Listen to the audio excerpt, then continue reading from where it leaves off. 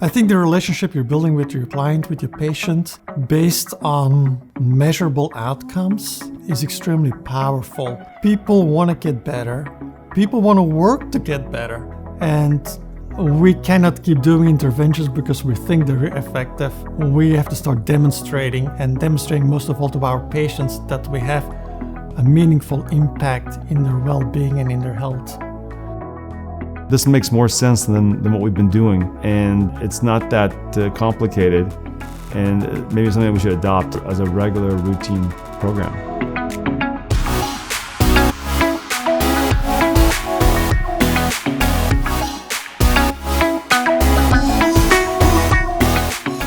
When I first got introduced to this course and I learned about this new concept of a handheld dynamometer, where you can actually know how much force is generated, how much strength a patient has, and using that you can precisely dose the exercise program, and that made it unique. So I started using it in my practice, and when I started using it in my practice, I saw the interest and value it generated for the patients. The patient immediately feels that the provider is not guessing here. I'm getting measured. He's going to retake those measurements, making sure that I make improvements.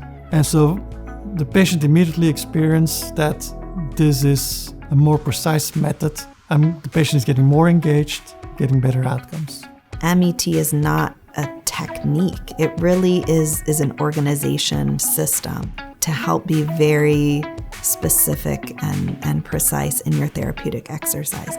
It's not an intervention technique, it's a framework. Yes, we do have some precise measurement techniques, handheld dynamometry is an example of that, but it's a method in how you think, in how you deliver your services, in how you organize your services so that you become more efficient, more effective, reaching your outcomes. I'm taking all my tools, all my background, whether I'm trained manually in a certain way or I like to use kinesiotape. I can use all that stuff as long as I know why I'm using it and I'm not pretending like it's a magic wand that it's not.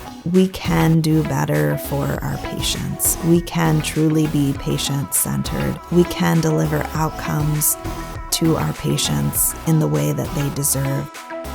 I think if we can begin to be a little bit more precise in how we come around to prescribing exercises and the reasoning and the critical thinking behind it, we can probably get away from 3 sets of 10.